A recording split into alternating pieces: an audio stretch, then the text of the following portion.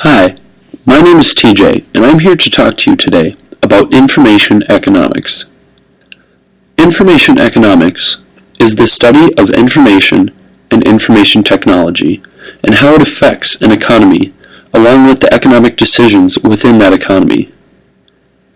Let's start by classifying two types of information. One being knowledge as written or spoken word, and the other being physical technologies or innovations such as a new app or a computer.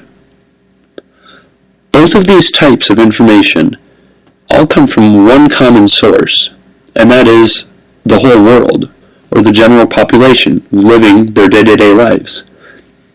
Everything you do and everything that goes on every day all contribute to the information that other people gain and then put forward towards new innovations such as papers or reports or apps or computers.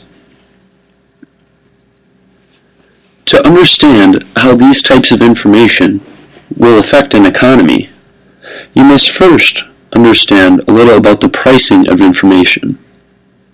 Information is initially priced very high, but then afterwards replication is relatively cheap.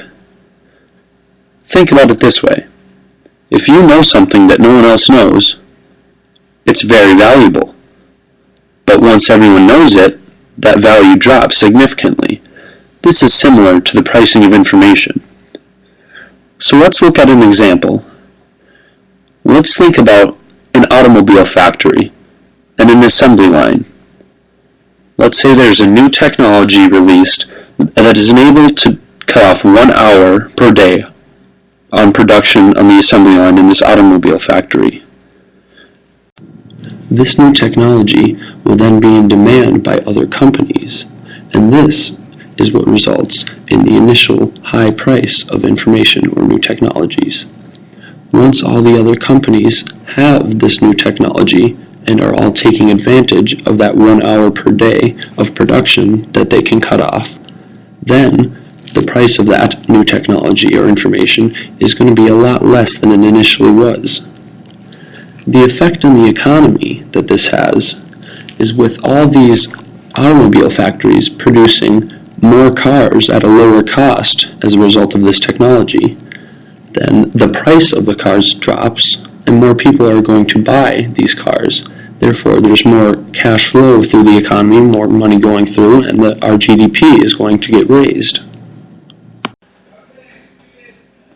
In the years 2006 to 2011, the internet alone accounted for 21% of our GDP growth across 13 leading economies in this world. So this just shows what a great effect that internet and information technologies have on an economy. But what's even more crazy is the effect that it has on non-developed countries, and I will show that in this graph.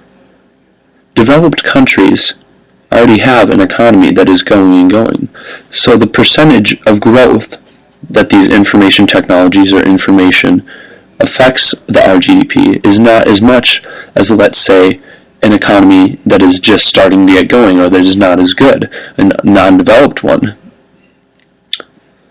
These undeveloped countries need to be careful though. Solely investing into information technology sectors within companies or economies will not necessarily help an economy. What companies need to do in these undeveloped countries is make sure they are investing in complementary areas such as education or marketing. The difference between these developed countries and booming economies such as the United States compared to a country such as Brazil, which is an undeveloped country, is that we already have information here in the United States and we have investments in all the other sectors, whereas in undeveloped countries they're just getting this information and need to balance out their budgeting to invest in all these sectors.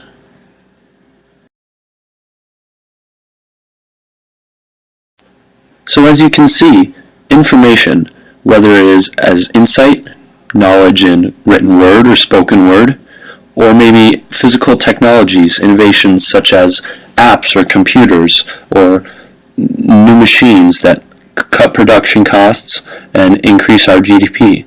These all have a great effect on the economy, and in the past years, in booming economies, these effects have been very positive and very big. For undeveloped countries, information technology can be very important to invest in as long as they invest in complementary sectors. Then they can raise our GDP and get their economies booming. Thank you for watching.